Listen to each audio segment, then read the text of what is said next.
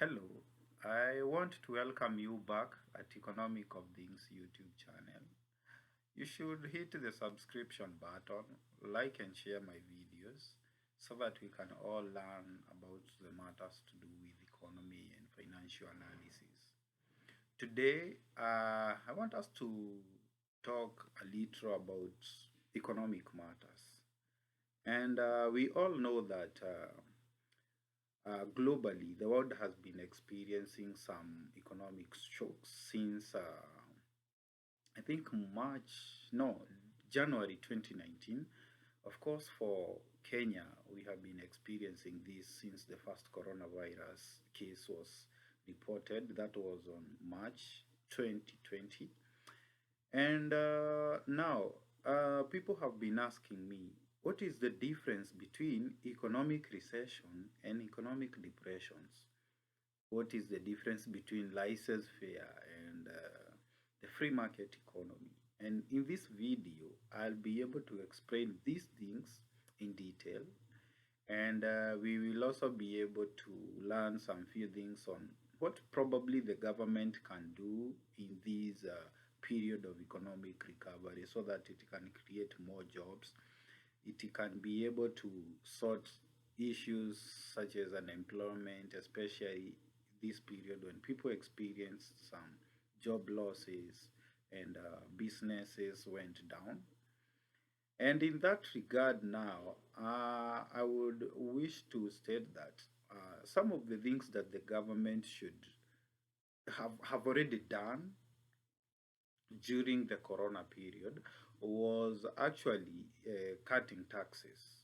Now, you all remember that, especially in Kenya, the value added tax reduced from 16% to 14%, though it went back to 16%. So that was one of the measures that the government did so that it can put money in people's pocket. And it also reduced the interest rate, I think so. And also, you should all understand that the government changed its spending pattern. For instance, any government should basically shift its spending into public works, things like infrastructure, so that it can create more jobs and it can put more money, it can pump more money in the economy. Uh, in this case, you'll find that the government is supposed to pump more money in the economy than it's actually receiving from the economy. In this regard, we are calling we call these as expansionary fiscal policies, whereby you'll find that rather than contractionary fiscal policy, that's the opposite of expansionary fiscal policies, the government should be investing more money into the public than it's actually taking. And in this regard, it's able to improve the well-being of its citizens. So Urai's fair is something personally I don't support. I don't believe in laissez-faire. Laissez-faire means that there's little or no government interference in the economy, whereas free market economy is whereby the market is basically run by free market forces of demand and supply. So the government, personally, I believe that the government should always interfere with the economy through policy making and through the application of both physical and monetary policies. That's what personally I believe. And the other thing is we were talking about the economic recession and economic depression. We should all understand that when we talk about economic recession, we are talking about some decline in economic activities. Whereas in economic depression, hey, my friend, we are talking about a real depression. That is a total downturn of the economy. Actually, during the COVID-19, some of the economies were almost shutting down. And so the measures I've highlighted before were all trying to make sure that the economy of some these developing countries does not sink so deep that we cannot be able to recover them. And this is so crucial. And I have been thinking that the way most governments have been trying to recover from their economies, then why can't these governments try the same things so that they can be able to improve some of these economies from very low status to some a bit higher level status? And maybe we can say that when government applies the expansionally uh, physical policies, it's able to achieve a lot. However, the government should also do some additional things like maybe cutting the interest rates, maybe reducing those taxes, and I will state something that Patrice Motsepe, one of the best entrepreneurs in Africa, stated that we need to invest more in youths. When we kill youths, when we kill innovation that the youth are coming up with, then we are basically killing the future economy of our countries, which is a rude shock because it means that these economies in future will have no drivers. So I support his idea. I support that when it comes to even the government tenders, don't give these tenders to youths for 1 year, 2 years. You need to give them for more than 5 years so that they can basically improve themselves economically.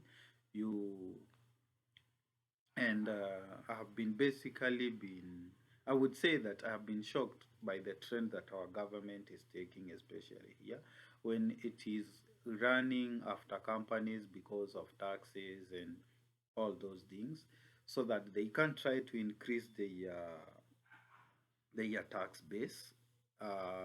Recently, we have seen car in general, they have been picked by the taxman. We have seen Keroche Industries.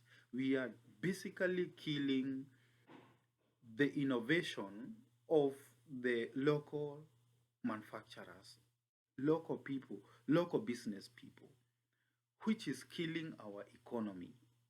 And the, the government is actually giving some tax holidays to some of the foreign companies, you know.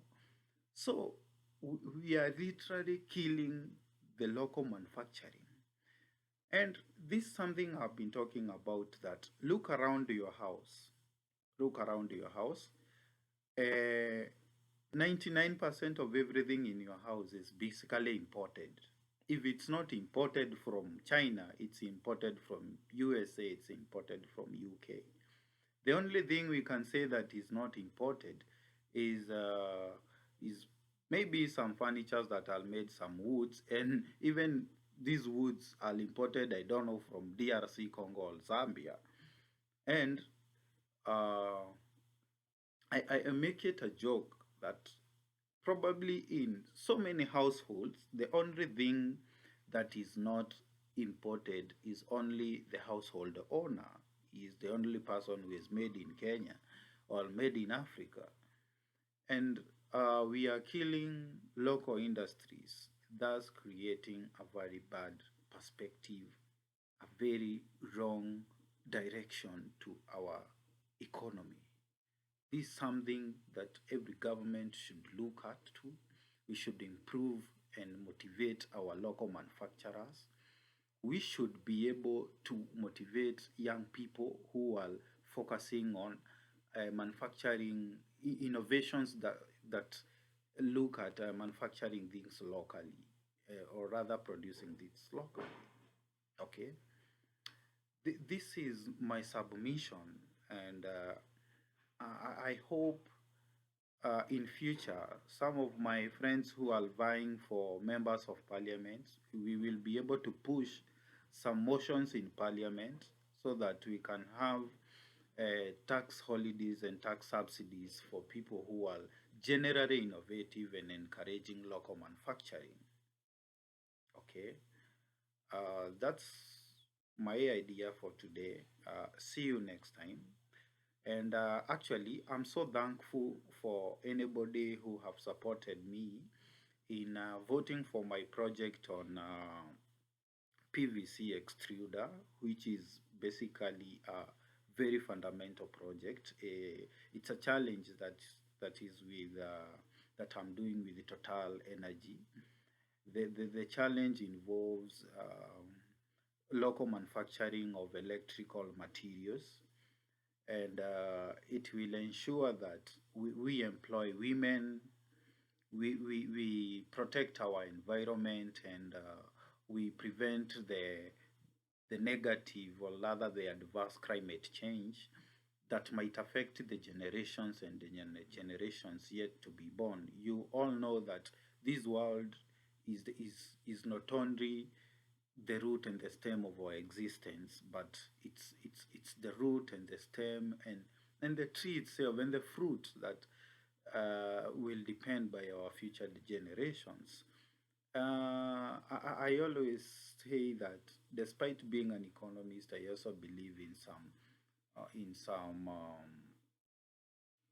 some psychological, what do I call it? Maybe I would say some philosophical beliefs that we should leave this world a better place than we found it. Yes, so we should all look at protecting our environment and protecting the climate change. This is all matters to do with economy. We do agricultural economy and environmental economics. It's the same thing that I'm applying. So down there you will find a link. Kindly click the link, create an account with Total Energy, and vote for my project. It's under Edward Mungai, and the project is PVC Pipe Extruder. Thank you. Hit the subscription button. See you.